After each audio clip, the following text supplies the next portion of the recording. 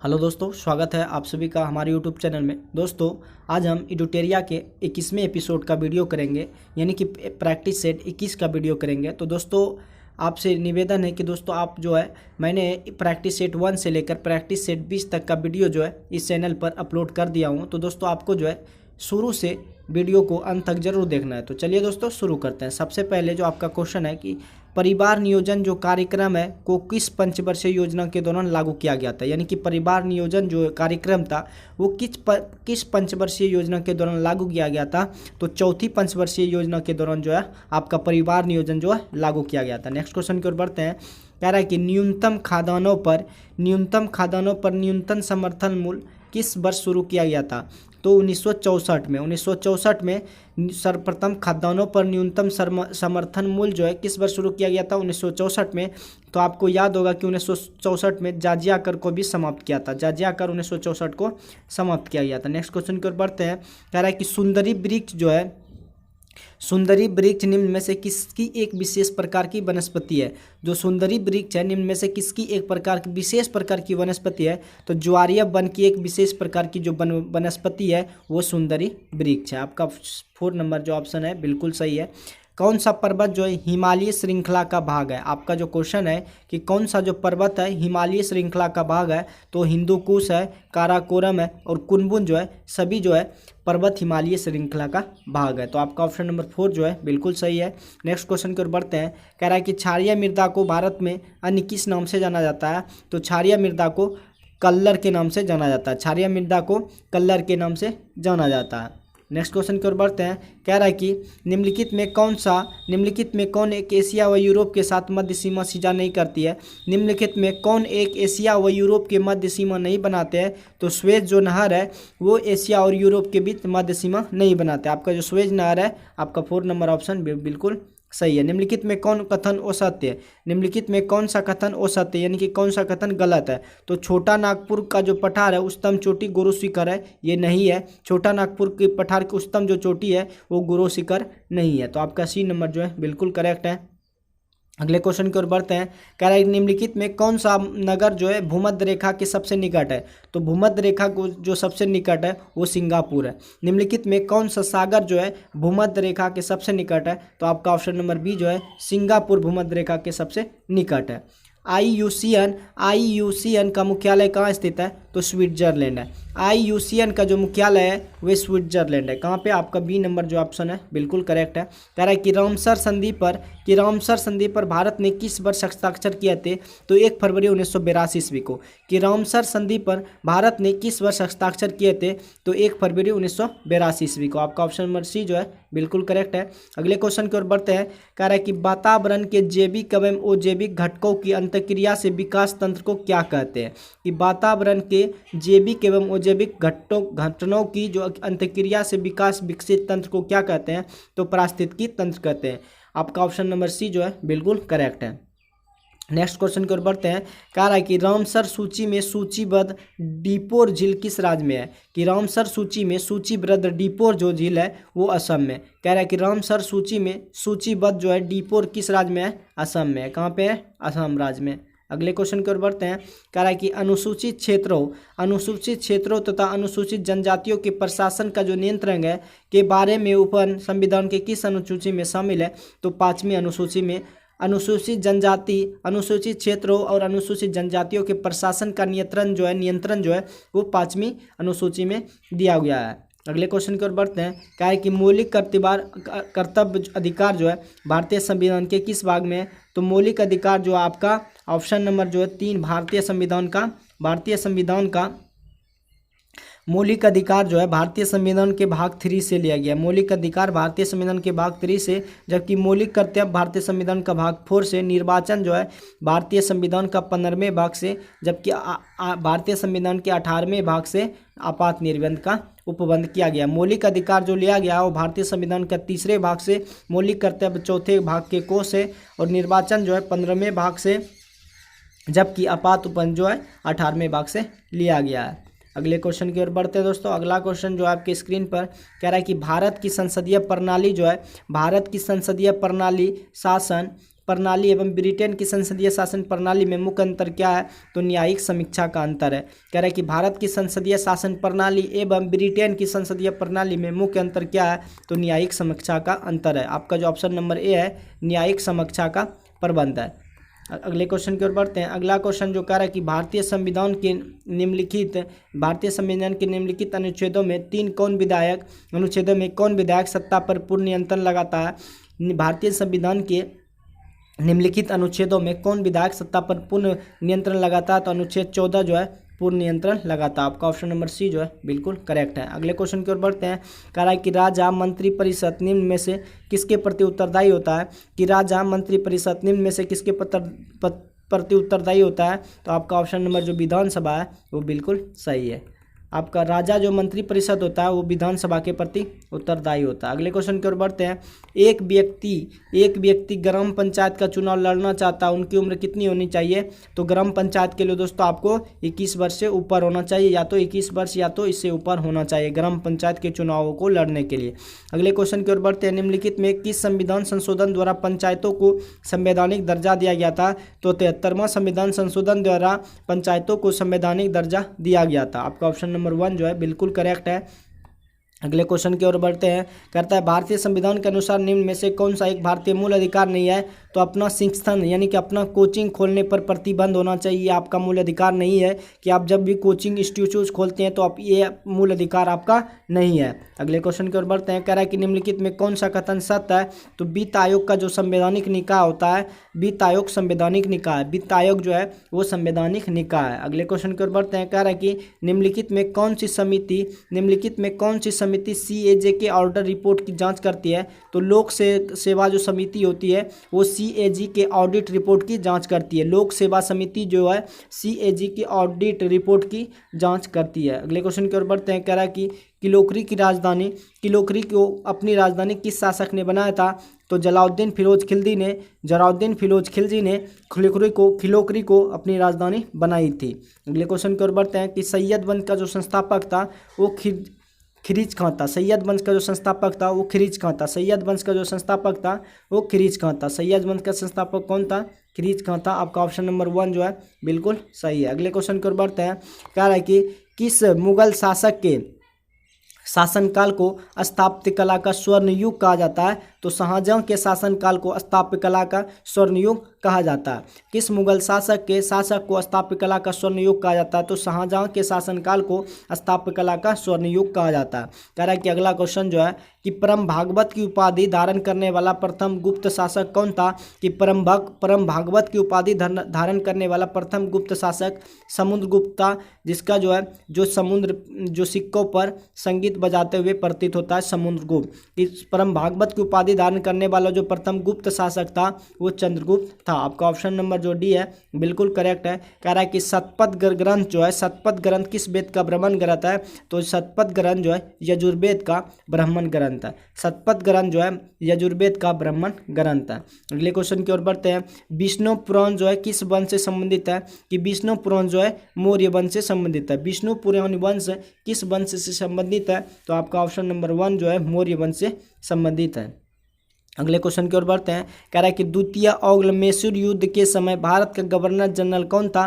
तो द्वितीय एंग्लो-मैसूर युद्ध के समय भारत का जो गवर्नर जनरल था वॉरेन हेस्टिंग था। कौन था? Warren Hasting. आपका ऑप्शन नंबर 1 जो है बिल्कुल करेक्ट है। अगले क्वेश्चन की ओर बढ़ते हैं। कह रहा है निम्नलिखित में कौन सही सुमेलित नहीं है? तो पूना एक्ट जो है 1931 में नहीं हुआ था। पूना एक्ट जो 1931 में नहीं हुआ था, जबकि बारदोली सत्याग्रह 1928 में हुआ था। कांग्रेस सोशलिस्ट पार्टी का गठन 1934 में हुआ था। नौसेना का विद्रोह 1946 में हुआ था, जबकि पूना एक्ट जो है 1931 में नहीं हुआ था। तो नौसेना का विद्रोह जो है 1946 ईस्वी में हुआ था। कांग्रेस सोशलिस्ट पार्टी का गठन 1934 ईस्वी में हुआ था। बारदोली सत्याग्रह 1928 में, जबकि पूना एक्ट 1931 में नहीं किया गया था। तो आपका ऑप्शन नंबर डी जो है बिल्कुल करेक्ट है। अगले क्वेश्चन की ओर बढ़ते हैं। कह रहा है कि कांग्रेस के किस अधिवेशन में पहली बार वंदे मातरम गाया गया था? कि कांग्रेस के किस अधिवेशन में पहली बार वंदे मातरम गाया गया था? तो 12वां अधिवेशन में पहली बार वंदे मातरम गाया गया था। अगले क्वेश्चन की ओर बढ़ते हैं। अगला क्वेश्चन जो है समाचार दर्पण ये पत्रिका के संस्थापक कौन है? तो समाचार दर्पण पत्रिका जो संस्थापक थे वो विलियम कैरी थे। समाचार दर्पण पत्रिका के जो संस्थापक थे वो विलियम कैरी थे। आपका ऑप्शन नंबर डी जो है बिल्कुल करेक्ट है। अगले क्वेश्चन की ओर बढ़ते हैं कि पर्वतों पर आच्छादित हिम सूर्य की गर्मी एक साथ न पिघलकर इसका क्या कारण है? तो यह सूर्य से प्राप्त अधिकांश ऊष्मा को पराबित कर देते हैं, इसीलिए यह पिघलता है, एक साथ पिघलकर कारण है। पर तो यह सूर्य से प्राप्त अधिकांश ऊष्मा को परिवर्तित कर देती है। अगले क्वेश्चन की ओर बढ़ते हैं। कार्य कि रेफ्रिजरेटर खाद्य पदार्थों के खराब होने से बचाते हैं। रेफ्रिजरेटर यानी कि आप जो घर में फ्रिज का उपयोग करते हैं, रेफ्रिजरेटर का प्रयोग करते हैं, तो इनको न्यूनतम ताप पर जीवाणु और फफूंदी जो है निष्क्रिय होते हैं। इनके न्यूनतम ताप पर जीवाणु और फफूंदी क्या होते हैं? निष्क्रिय होते हैं, इसीलिए खाद्य पदार्थों को खराब होने से बचाते हैं। अगले क्वेश्चन की ओर बढ़ते हैं। कह रहा है कि गुरुत्वाकर्षण बल निम्नलिखित में किस स्थान पर सबसे कम होता है? तो विषुवत रेखा पर सबसे कम होता है, जबकि ध्रुव पर सबसे अधिक होता है। कह रहा है कि गुरुत्वाकर्षण बल जो है निम्नलिखित में किस स्थान पर सबसे कम होता है? तो विषुवत रेखा पर सबसे कम होता है, जबकि ध्रुव पर सबसे अधिक होता है। अगले क्वेश्चन की ओर बढ़ते हैं। और अगला क्वेश्चन जो है कि कपड़ों पर लगी दाग जो है, कपड़े पर हल्दी के दाग पर जब क्षारीय प्रकृति वाला साबुन से रगड़ा जाता है तो धब्बे का रंग लाल भूरा हो जाता है। ऐसा क्यों होता है? तो हल्दी एक क्या है? प्राकृतिक सूचक है, इसीलिए जो है जब क्षारीय प्रकृति वाला साबुन रगड़ते हैं तो धब्बे का रंग जो है भूरा लाल हो जाता है। अगले क्वेश्चन की ओर बढ़ते हैं। क्या है कि फ्लोरेटेंट ट्यूब में साधारण कौन सा पदार्थ का उपयोग किया जाता है? तो पारा, वाष्प एवं आर्गन का प्रयोग करता है। फ्लोरेस्टेंट ट्यूब में साधारणतः पारा, वाष्प एवं आर्गन का प्रयोग किया जाता है। बल्ब में भी दोस्तों आपका आर्गन गैस भरा जाता है। और निम्नलिखित में कौन टिंडल प्रभाव को प्रदर्शित करता है? तो दूध और पानी का मिश्रण जो है टिंडल प्रभाव को प्रदर्शित करता है। दूध और पानी का मिश्रण जो है टिंडल प्रभाव को प्रदर्शित करता है। कह रहा है कि डीएनए में कौन सी शर्करा पाए जाते हैं? तो डीऑक्सीराइबोज पाया जाता है। डीएनए में कौन सी शर्करा पाई जाती है? तो डीऑक्सीराइबोज पाया जाता है, डीऑक्सीराइबोज पाया जाता है।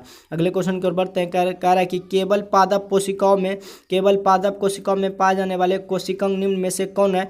तो प्लेस्टिडोटेन। केवल जो है पादप कोशिकाओं में पाए जाने वाले कोशिकांग निम्न में से कौन है? तो आपका जो प्लेस्टिड है वो केवल पादप कोशिकाओं में पाए जाते हैं। अगले क्वेश्चन की ओर बढ़ते हैं। जीवाणुओं को कोशिका भित्ति निम्नलिखित में किसकी बनी होती है? तो पेप्टिडोग्लाइकन की बनी होती है। जीवाणुओं की कोशिका भित्ति जो है निम्नलिखित में किसकी बनी होती है?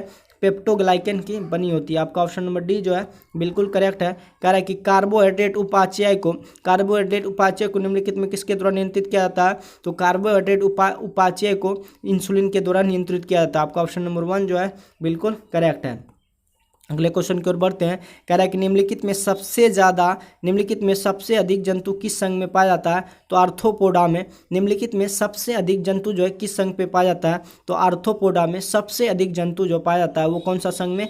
आर्थ्रोपोडा संघ में पाया जाता है। मानव शरीर की सबसे बड़ी मिश्रित ग्रंथि क्या है? तो मानव शरीर की सबसे जो मिश्रित ग्रंथि है वो अग्नाशय है। मानव शरीर की सबसे जो बड़ी मिश्रित ग्रंथि है वो क्या है? अग्नाशय है। अगले क्वेश्चन की ओर बढ़ते हैं। अगला क्वेश्चन जो है कि रदरफोर्ड के परमाणु मॉडल की त्रुटियों का दूर किसने किया था? कि रदरफोर्ड के परमाणु मॉडल की त्रुटियों को दूर किसने किया था? नील्स बोर्स ने किया था। कि रदरफोर्ड के परमाणु मॉडल की त्रुटियों का दूर किसने किया था? तो नील्स बोर ने किया था। अगले क्वेश्चन की ओर बढ़ते हैं। कह रहा है कि एल्कोहल से ईथर बनाने की विधि में उत्प्रेरक के रूप में निम्न में से किसका प्रयोग किया जाता है? कि एल्कोहल से ईथर बनाने की विधि में उत्प्रेरक के रूप में निम्न में से किसका प्रयोग किया जाता है? तो गर्म एलुमिना का प्रयोग किया जाता है। गर्म एलुमिना का प्रयोग किया जाता है।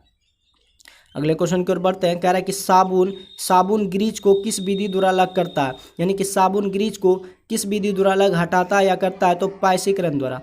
किसके द्वारा? पायसीकरण द्वारा। नेक्स्ट क्वेश्चन की ओर बढ़ते हैं। नेक्स्ट क्वेश्चन जो है निम्नलिखित में कौन सुमेलित नहीं है? तो ओलिव की शाखा जो है संस्कृति एवं सभ्यता का प्रतीक नहीं है, जबकि कबूतर पक्षी शांति का प्रतीक है। उल्टा झंडा जो है विरोध का शांति का प्रतीक है। उल्टा झंडा शांति का प्रतीक और सभी सुमेलित है, लेकिन ओलिव की शाखा जो है संस्कृति एवं सभ्यता का प्रतीक नहीं है। ओलिव की शाखा जो है संस्कृति एवं सभ्यता का प्रतीक नहीं है। अगले क्वेश्चन की ओर बढ़ते हैं कि दिल्ली का मोती मस्जिद किस मुगल शासक के द्वारा बनाया गया था? तो औरंगजेब के द्वारा। दिल्ली का मोती मस्जिद किस मुगल शासकों के द्वारा बनवाया गया था? तो औरंगजेब के द्वारा बनवाया गया था। अगले क्वेश्चन की ओर बढ़ते हैं। अगला क्वेश्चन जो है कि वारकरी संप्रदाय की स्थापना किसने की थी? वारकरी संप्रदाय की स्थापना जो है तुकाराम ने किया था। वारकरी संप्रदाय की स्थापना जो है तुकाराम ने किया था। तो दोस्तों एडुटेरिया 21वें एपिसोड का जो है ऑब्जेक्टिव टाइप का क्वेश्चन समाप्त होता है। तो दोस्तों आपको जो है समरणीय तथ्य की ओर ध्यान देना है। तो दोस्तों वीडियो को है जो अंत तक जरूर देखना है। तो चलिए दोस्तों, कह रहा है कि न्याय की जंजीर के रूप में किसे जाना जाता है? तो न्याय की जंजीर के रूप में जहांगीर को जाना जाता है। न्याय की जंजीर के रूप में किसको जाना जाता है? आप लोग बोलिएगा दोस्तों, न्याय की जंजीर के रूप में किसके जाना जाता है? जहांगीर को। किसको? जहांगीर को। किसको? जहांगीर को। जंगीत के सबसे बड़े पुत्र जो है खुसरो ने गुरु अर्जुन देव की सहायता से जहांगीर के खिलाफ विद्रोह किया था। खुसरो ने जहांगीर को जो बड़े पुत्र थे, खुसरो ने गुरु अर्जुन देव की सहायता, और गुरु अर्जुन देव थे सिखों के 5वें गुरु थे। गुरु अर्जुन देव इस खुसरो की सहायता करने के कारण जहांगीर ने गुरु अर्जुन देव को फांसी दिया था। तो दोस्तों यहाँ पे जहांगीर के जो बड़े पुत्र को गुरु अर्जुन देव ने सहायता किया, इसीलिए खुसरो के पिता जो थे अर्जुन थे, यहाँ जहांगीर थे, सॉरी दोस्तों जहांगीर थे। जहांगीर ने गुरु अर्जुन देव को क्या किया? फांसी का सजा दे दी। नेक्स्ट जो है इसके शासनकाल में मुगल चित्रकला या अपने चरमोकर्ष पर थी। इनके शासनकाल में मुगल चित्रकला जो है अपने चरमोकर्ष पर थी। अगला क्वेश्चन जो है कि इनके दरबार में रहने वाले प्रमुख चित्रकार उस्ताद मंसूर अबुल हसन बिस्वंदास मोहम्मद मुराद थे, और इसने संस्कृत भाषा के विद्वान जगन्नाथ को पंडित राज की उपाधि दी थी। किसने? जहांगीर ने अपने संस्कृत भाषा के विद्वान जो है जगन्नाथ को पंडित राज की उपाधि धारण की थी। अगले क्वेश्चन जो है अशोक के कौशाम्बी स्तंभ पर जहांगीर का लेख उत्कीर्ण है। कह रहा है कि अशोक के कौशाम्बी स्तंभ पर जहांगीर का लेख उत्कीर्ण है, और इसके शासन में captain Hawkins, sir Thomas Roe क्या आए थे? जहांगीर के शासनकाल में captain Hawkins, sir Thomas Roe Bharat आए थे। नेक्स्ट क्वेश्चन है कि जहांगीर का मकबरा जो है नूरजहां ने बनवाया था। जहांगीर का जो मकबरा था वो नूरजहां ने बनवाया था। जहांगीर का जो मकबरा है वो नूरजहां ने बनवाया था। और इम्ताद उद्दौला का मकबरा निर्माण नूरजहां ने करवाया था। इम्ताद उद्दौला का मकबरा जो है नूरजहां ने करवाया था। नूरजहां का वास्तविक जो नाम था वो मेहरुनिसा था। तो पूछता है कि नूरजहां का वास्तविक नाम था, क्या था? मेहरुनिसा था। और मयूर सिंहासन का निर्माण करवाया था किसने? शाहजहां ने। मयूर सिंहासन का निर्माण करवाया था शाहजहां ने। और ताजमहल का निर्माण करने वाला मुख्य स्थापत्य कलाकार जो है उस्ताद अहमद लाहौरी था। ताजमहल का निर्माण करने वाला मुख्य स्थापत्य कलाकार जो था उस्ताद अहमद लाहौरी था। और शाहजहां के शासनकाल को स्थापत्य कला का स्वर्ण युग कहा जाता है। शाहजहां के शासनकाल के स्थापत्य कला का स्वर्ण युग कहा जाता है। दारा शिकोह जो है शाहजहां का क्या था? पुत्र था। दारा शिकोह, जबकि खुसरो जो था वो किसका पुत्र था? जहांगीर का पुत्र था, जबकि दारा शिकोह शाहजहां का पुत्र था। और दारा शिकोह ने सर ए अकबर नाम से उपनिषदों का अनुवाद करवाया था। दारा शिकोह जो था सर ए अकबर नाम से उपनिषदों का करवाया था, अध्ययन करवाया था। इसके अतिरिक्त उन्होंने भागवत गीता एवं रामायण का भी फारसी में अनुवाद किया था। किसने? दारा शिकोह ने भगवत गीता एवं रामायण का भी फारसी में अनुवाद किया था। किसने? दारा शिकोह ने। नेक्स्ट क्वेश्चन जो है कि दारा शिकोह जो है शाह बुलंद इकबाल के रूप में जाना जाता है। दारा शिकोह जो है शाह बुलंद इकबाल के रूप में जाना जाता है। दारा शिकोह जो है वो शाह बुलंद इकबाल के रूप में जाना जाता है। और शाहजहां के औरंगजेब ने आगरा किले में बंदी बनाकर रखा था। शाहजहां को औरंगजेब ने आगरा के किले में बंदी बनाकर रखा था। शाहजहां को औरंगजेब ने आगरा के किले में बंदी बनाकर रखा था। तो आपका जो नेक्स्ट क्वेश्चन है कि थरमट का युद्ध हुआ था 1658 में, जिसमें कि औरंगजेब विजय हुआ था। रामूगढ़ का युद्ध मई 1658 में, जिसमें कि औरंगजेब विजय हुआ था। देवराई का युद्ध मार्च 1659 में, जबकि उसमें भी औरंगजेब विजय हुआ था। तो दोस्तों आपका जो एडुटेरिया के 21वें एपिसोड का वीडियो समाप्त होता है। अगर ये वीडियो आपको अच्छा लगे तो अपने दोस्तों के साथ शेयर जरूर कीजिएगा। बाकी के लिए मिलते हैं नेक्स्ट वीडियो में। आज के लिए बस इतना ही। जय हिंद।